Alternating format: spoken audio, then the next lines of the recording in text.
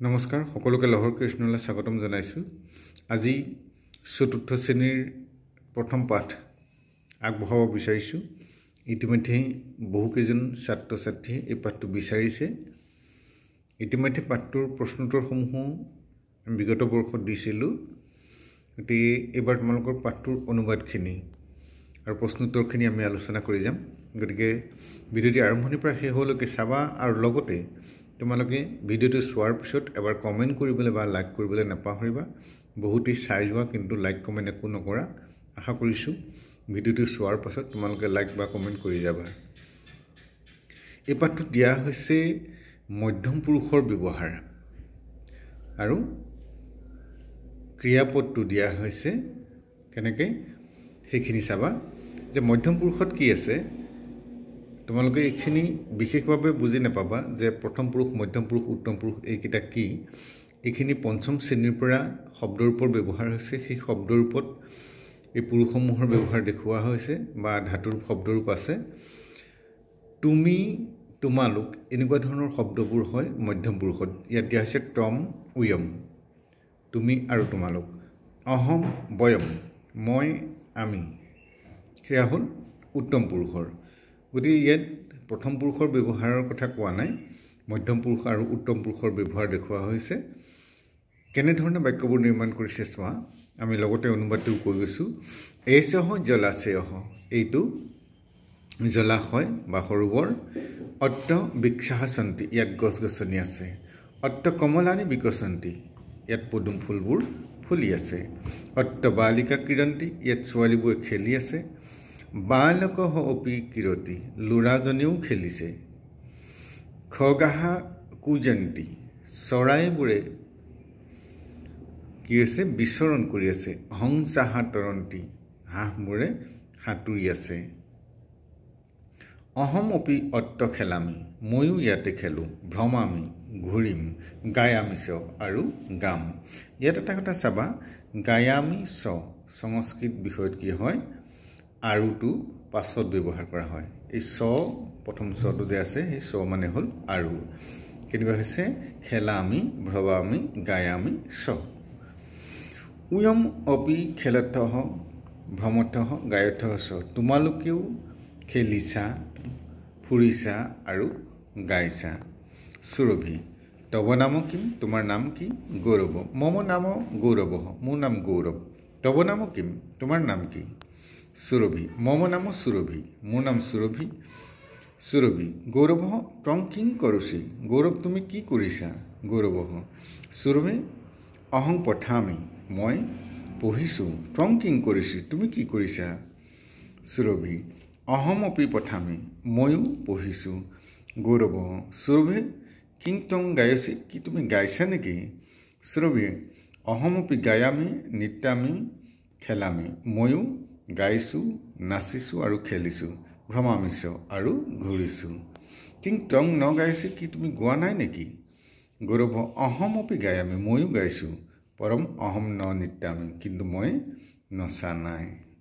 আচাৰ্য বালকাহা উয়ং king কুৰুথ, বালকসকল বা ছাত্ৰসকল তোমালোকে কি কৰিছা? বালকাহা ল'ৰাসকল। আচাৰ্য বয়ং খেলামি, আচাৰ্য আমি খেলিছোঁ। আচাৰ্য বালকাহা উয়ং ন পঠত, সেই ল'ৰাহঁত তোমালোকে পঢ়া নাই? বালকাহা আচাৰ্য বয়ং প্ৰাতঃ পঠামহ, ল'ৰাবোৰে কি কৈছে আমি ৰাতিপুৱা পঢ়োঁ। শিক্ষিকা ছাত্ৰাহা উয়ং কিং কুৰুথ, হে ছাত্ৰীসকল তোমালোকে কি কৰিছা? ছাত্ৰাহা ছাত্ৰীসকল বয়ং পঠামহ, আমি পঢ়িছোঁ। শিক্ষিকা কিং উয়ং খেলথ, কি তোমালোকে খেলিছা? ছাত্ৰাহা নহি আচাৰ্যে, নহয় আচাৰ্যা। বয়ম প্ৰাতঃ পঠামহ, আমি ৰাতিপুৱা পঢ়োঁ। ছায়ং খেলামহ, আৰু আবেলি খেলোঁ। এতিয়া চোৱা অভ্যাসহ। অভ্যাসত কেনেকৈ দিছে একবচনতঃ বহুবচনে পৰিৱৰ্তিত। একবচনৰ পৰা বহুবচন কৰিব লাগে। কেনেকৈ আছে বচন পৰিৱৰ্তন কৰোঁতে এটা উদাহৰণ দিছে। সহ পঠতি তে পঠন্তি, সহ ঠাইত বহুবচন কি হ'ল তে। সা পছতি আছে গতিকে সা তে তা তাটো হয় ইয়াৰ বহু বচন গতিকে তা পছন্তি তৎ পততি তা নাই পতন্তি তম পথসি তমৰ বহু বচন কি হ'বগে তম ইউবাম উয়ম গতিকে উয়ম পথসি আছে পথথ বালকঃ চলতি বালকাঃ চলন্তি বালিকা কিৰতি বালিকাঃ কিৰন্তি অহম বদামি অহমৰ বহু বচন কি হয় বয়ম বয়ম বদামহ ভল্লুকঃ নিত্যতি ভল্লুকাঃ নিত্যন্তি গজঃ চলতি গজাঃ চলন্তি অশ্বঃ ধাৱতি অশ্বাঃ ধাৱন্তি ছাত্ৰা হসসি ছাত্ৰাঃ হসন্তি ৰিক্ত স্থানানিপুৰত ইয়াত খালী ঠাই পূৰ কৰিবলৈ দিয়া আছে যে লিংগ পৰিৱৰ্তন গুৰুত্ব লিংগ পৰিৱৰ্তন কৰি যেনেকৈ সহ দিছে সা হৈছে তাৰমানে সটো পুলিংগত সাটো স্ত্ৰীলিংগত ল'ৰাৰ ক্ষেত্ৰত সহ বুলি কয় ছোৱালীৰ ক্ষেত্ৰত সা বুলি কয় বালিকা বালকঃ এতা এতে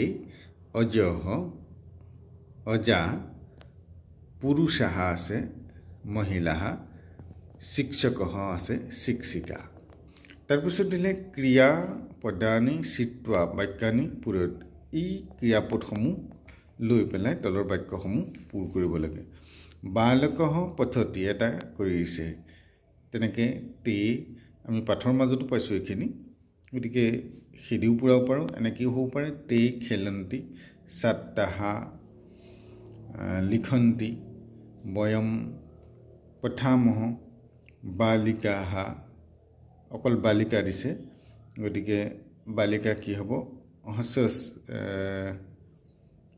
পছতি বালিকা পছতি ফলানি ফলানি হ'ব পতন্তি কমলম বিকশতি তা বহু বচনত আছে তাটো গতিকে তা আমি বহু বচনৰ নয়তন্তি থকা কিবা এটা লিখিব পাৰোঁ বদন্তি কৰিব পাৰোঁ আকৌ ত্ৰম ত্ৰম আছিলে শেষত চি হ'ব লাগে ত্ৰম হ'লে কেনেকৈ চি থকা কোনটো আছে যে হস্য চি চি হ'ব পাৰে আৰু অহম অহম হোৱাৰ লগে লগে মি শেষ হোৱা শব্দটো হ'ব লাগে অহম মি থকা শব্দত কোনটো আছে ভ্ৰমামি আকৌ উয়ং থ হ'ব